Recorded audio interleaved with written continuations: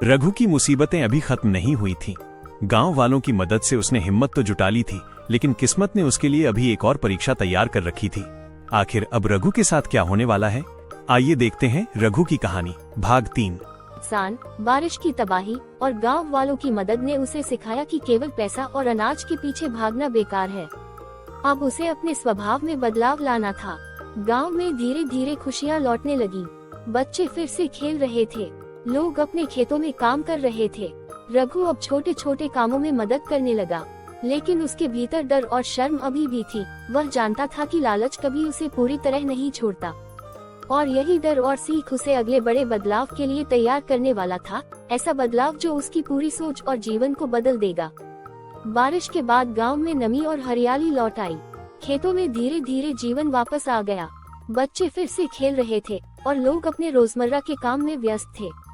लेकिन रघु के मन में अभी भी बेचैनी थी। उसने देखा कि उसका लालच उसे क्या नुकसान पहुंचा चुका था।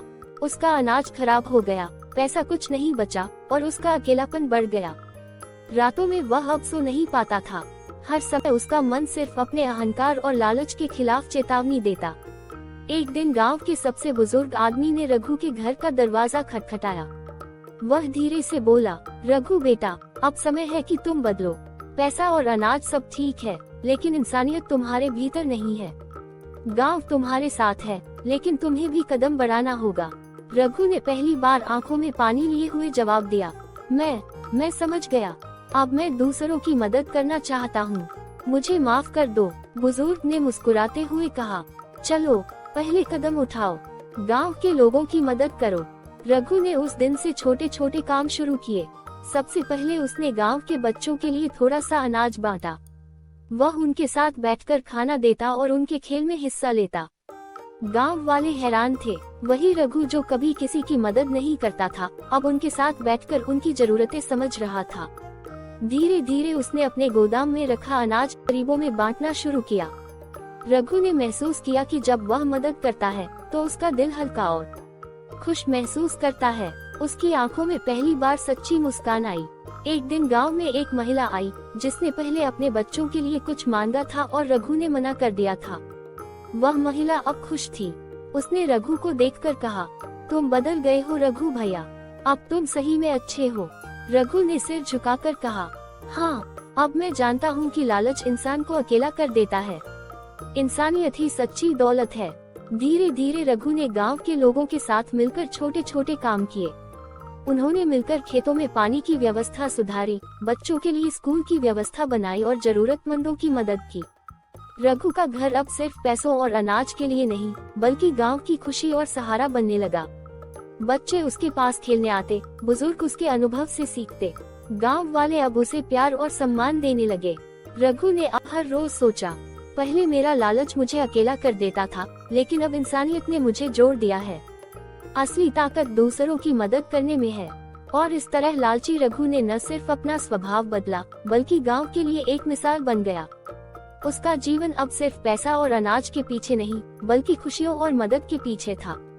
रघु का जीवन अब धीरे धीरे बदलने लगा था। पहले वह हर दिन अपने अनाज की गिनती करता था, लेकिन अब वह बच्चों और गांव वालों के साथ समय बिताने लगा। उसका पहला बदलाव यह था कि वह रोज सुबह गांव में निकलता और जरूरतमंदों की मदद करता। एक सुबह रघु खेतों के पास गया। वहां उसने देखा कि कुछ बच्चे अपने खेत की बुवाई में फंसे हुए थे। बच्चे मिट्टी में फंसकर परेशान थे और रो रहे थे। रघु ने तुरंत उनके पास जाकर मदद की। उसने उनके साथ खेत की मिट्टी उठाई, बीज बोने में मदद की और बच्चों को हंसाया।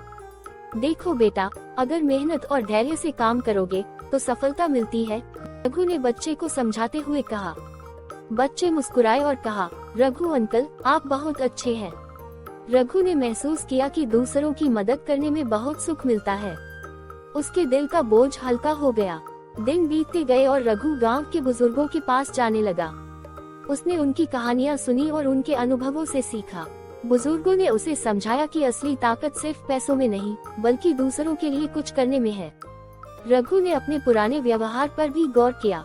वह याद करता कि उसने कितनी बार गरीबों और बच्चों की मदद नहीं की थी। उसने सोचा, अगर मैं पहले थोड़ा मदद कर देता तो कितनी मुश्किलें कम हो जाती। इस सोच ने उसे और भी प्रेरित किया। अब रघु ने अपने घर के पीछे रखे अनाज में से हर सप्ताह थोड़ा सा अनाज गांव के जरूरतमंदों के लिए अलग रख दिया। वह बच्चों को बुलाकर कहता, ले जाओ बच्चों, ये तुम्हारे लिए है, इसका सही इस्तेमाल करो। गांव वाले धीरे धीरे रघु के बदलते स्वभाव को देख रहे थे। वे आश्चर्यचकित थे कि वही रघु जो पहले किसी की मदद नहीं करता था, अब उनकी मदद कर रहा था। गांव में अब रघु की प्रशंसा होने लगी। एक दिन रघु गांव के स्कूल गया। उसने देखा कि स्कूल में कुछ बच्चों के पास किताबें और कॉपियां नहीं थीं। रघु ने तुरंत अपने गोदाम से कुछ किताबें और कॉपियां लेकर बच्चों को दी। अब तुम पढ़ाई में अच्छा करोगे, रघु ने बच्चों से कहा। बच्चों ने खुशी से कहा, धन्यवाद रघु अंकल। रघु ने महसूस किया कि मदद करना सिर्फ अनाज बांटने या पैसे देने तक सीमित नहीं है, सही दिशा में शिक्षा और मार्गदर्शन देना भी मदद है। धीरे धीरे रघु गांव की पंचायत में भी शामिल होने लगा। वह गांव के विकास के लिए सुझाव देने लगा। उसने पानी की बचत, खेतों में नई तकनीक और बच्चों की पढ़ाई पर ध्यान देने की बातें बताईं। गांव के लोग अब रघु के पास सलाह लेने आने लगे। बच्चे उससे खेल खेल में सीखते, बुजुर्ग उसे सम्मान देते और महिलाएं भी उसकी मदद स्वीकार करती। लेकिन दोस्तों, रघु की कहानी अभी यहीं खत्म नहीं होती। आगे जो होने वाला है वो रघु की जिंदगी बदल देगा। क्या रघु फिर से किसी नई मुसीबत में फंस जाएगा या इस बार किस्मत उसका साथ देगी? ये जानने के लिए देखना मत भूलिए रघु की कहानी का भाग 4। और अगर वीडियो पसंद आए तो लाइक और चैनल को सब्सक्राइब जरूर करें।